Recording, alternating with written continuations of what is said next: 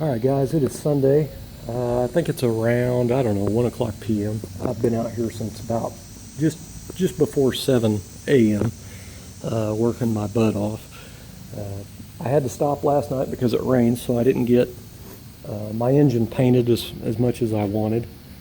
I did get the stuff spray painted, but I just finished doing the base coat on and clear on them just a few minutes ago. But anyway, last night before I went to bed, I pulled my Buick Regal around. Now, if some of you kept up with this video vlog on this car, this was a motor that was just, the whole car is built from scrap pieces around here, used parts and pieces and some new. But anyway, I got the car together and got it to where to run and drive and move. It still needs dash wiring put in it, the engine wiring harness put in it, but I have it basically just starting and charging system wired to an ignition switch, and that's pretty much it. But anyway, it developed a knock, and it sounded like it was bottom end.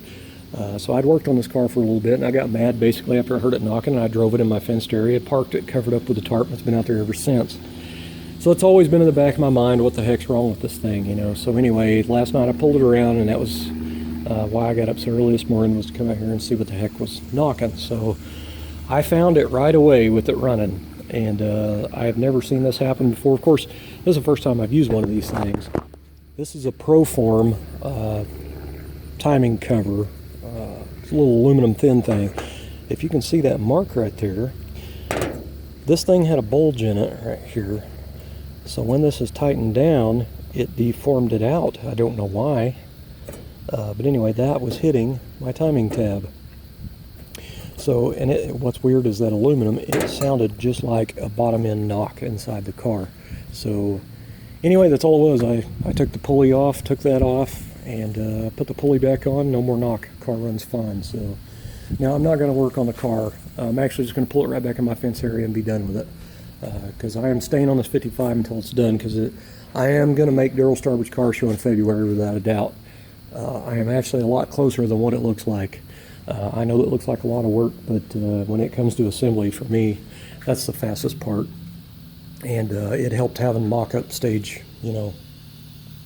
Anyway, so what I did was yesterday I got everything masked, taped off, prepped out, cleaned, and I got everything spray painted with the Duplicolor engine paint.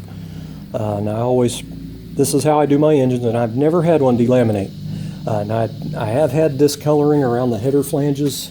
The paint usually discolors around on the head around here a little bit from, you know, getting hot. But I have never had one delaminate. The only problem I ever had was one that I painted separately like this. When I torqued the heads down, it actually flaked the paint off around the edge of the head bolt bosses here. So this time I actually used nickels and I just laid them in there. So anyway, that now when I go put the head bolts in, you know, it should be good, because there's no paint around there to flake off or chip out. So anyway, so I spray paint my parts with the engine paint, and I let it sit overnight. I usually just let it set a couple hours, but in this case last night it set all night, and that might even been better. Then I use a gray Scotch-Brite, and I lightly scuff everything down. It's just enough for the paint to adhere. I don't bear down on it at all, because if you bear down on spray paint, it's obviously going to come off on edges. So I just lightly Scotch-Brited it, and I wiped it back down again, blew it off, tack ragged it, and then I used base coat. This is urethane base coat. This is an orange pearl. I had it mixed at the paint shop to match Chevy orange. It just has gold pearl in it. And anyway, so everything is very clean and crisp. I decasted all the front up here. And you really can't hardly see it after all the paint went on, but on the pad there, I don't even think I'm going to get it to show up. I stamped half rods in there, but it may show up later when the paint shrinks down a little bit.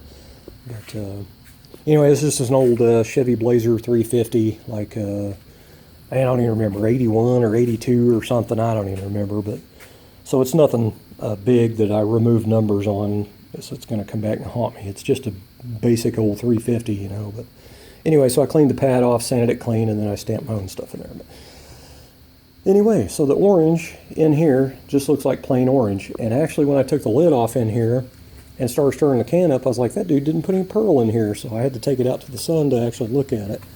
So I'll do that right now. This is the intake. I have 2 coats of base and 2 coats of clear.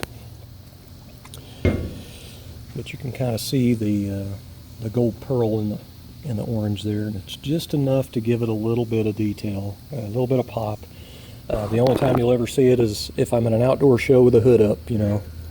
But I definitely wanted it in there. But I wanted my engine Chevy orange because, you know, Chevy orange is pretty well known with everybody.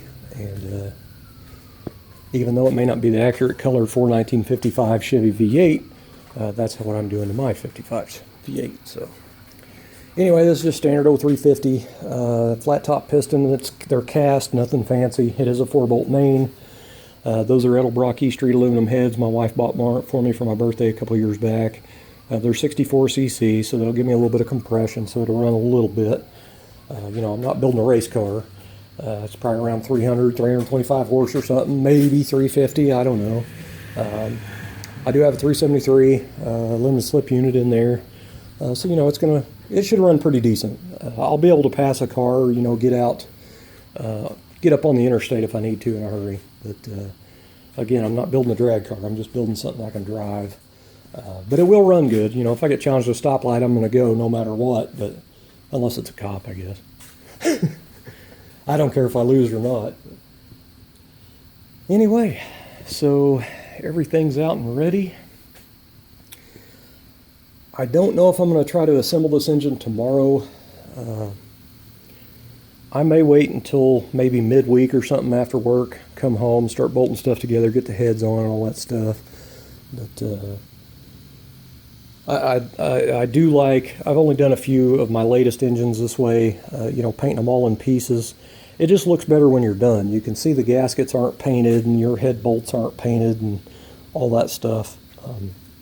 Like I don't have any gaskets behind the timing cover or oil pan. They're just sitting on there with a couple little socket cap Allens on there. And I use these because, you know, they're really small diameter, and then when I go to take them off, you know, there's going to be a spot that's not painted. But the ARP flanged bolts, the head is quite a bit bigger than that, so it'll cover.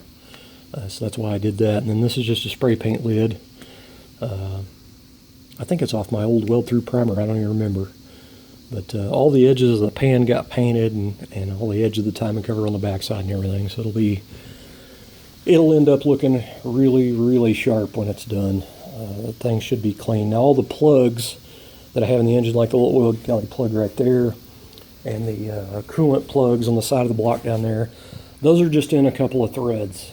These are just for painting.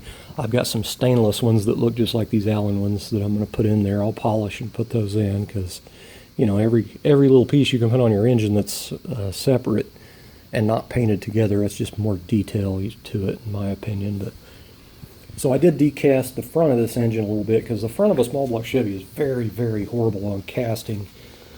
You know, there's all kinds of rough, sharp edges and everything. So I kind of went through and rounded everything. So basically the front area looks really nice. And the cool part about it is the only thing that I have on my engine for accessories is an alternator.